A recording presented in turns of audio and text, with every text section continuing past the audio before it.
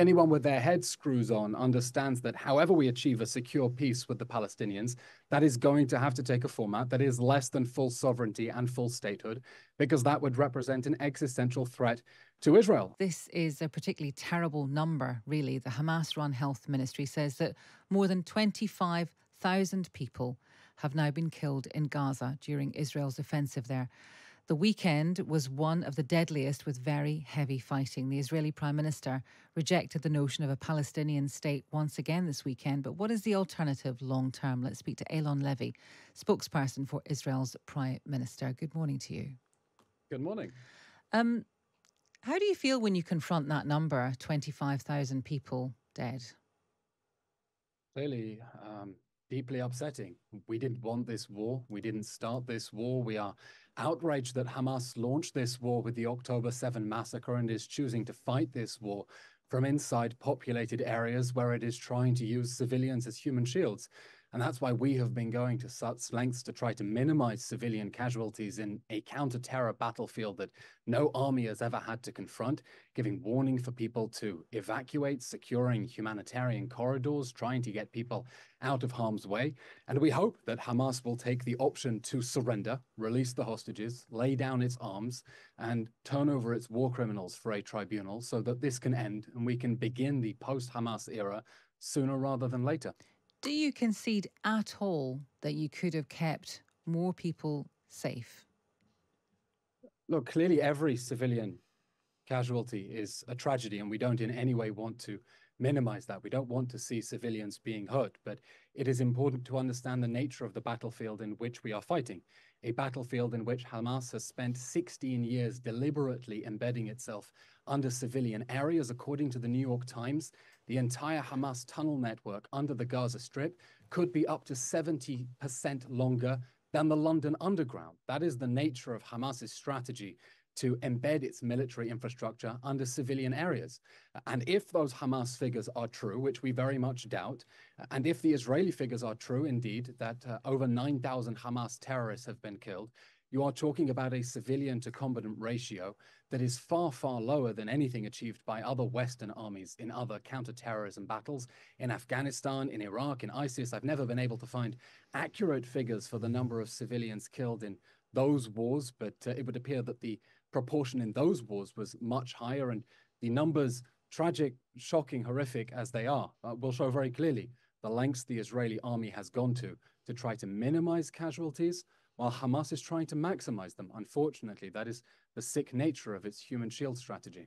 But Eylon Levy, if that number continues to go up, let's say 50,000, at what point does it just become unjustifiable? We are fighting at the moment to bring back the hostages who we know are being tortured and raped in the Hamas terror dungeons, and to make sure that Hamas can never do this again. We wish that we had an option to simply pull back and make this problem go away, wave a magic wand and pretend that Hamas won't attack us again. But the first thing that Hamas did after it brutally massacred 1,200 people and took 253 people hostage is to tell us that it wants to do it again and again. So we understand we have no choice to fight, and that's why we think that anyone who wants to bring this war to a speedy end, as we do, should be calling on Hamas to surrender. You said there that the hostages are currently being tortured and raped. What evidence do you have of that?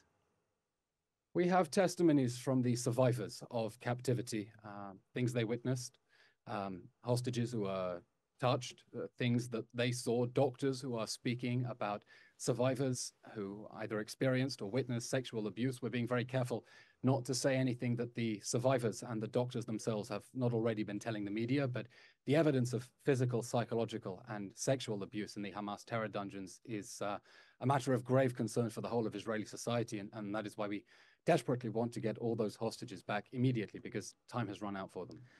In the past few days, Prime Minister Netanyahu has publicly rejected the US push for a future Palestinian state. He's been fiercely opposed to a Palestinian state throughout his political career. We know that. But are there, I don't know, I mean, are you comfortable with that? I know you're his spokesperson, but are you comfortable with an all-out, no, we cannot have a Palestinian state? Or do you see any circumstances in which you would accept that? Well, I can try to explain the Prime Minister's thinking. The Prime Minister's position is that the Palestinians should have all the rights to govern themselves and none of the rights to commit massacres like they did on October 7th.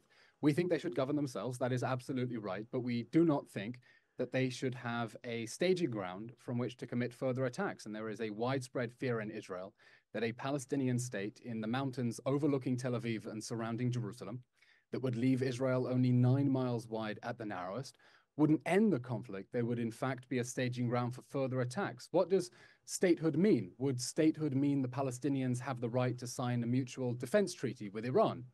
Would it mean that they can hold joint military exercises with Hezbollah? Would it mean that they can import weapons from North Korea? I think anyone with their head screws on understands that however we achieve a secure peace with the Palestinians, that is going to have to take a format that is less than full sovereignty and full statehood, because that would represent an existential threat to Israel. Unfortunately, Palestinian polls show that the overwhelming majority of Palestinians in the West Bank think that the October 7 massacre was the correct decision by Hamas, despite everything that has happened since.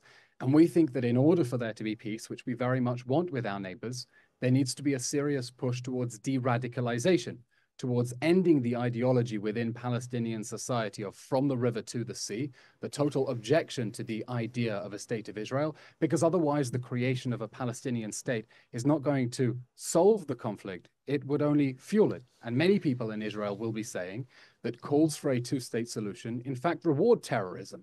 And if the response to the October 7 massacre is in fact to cede more territory, then that will show that terrorism works and not that it's a dead end. Okay.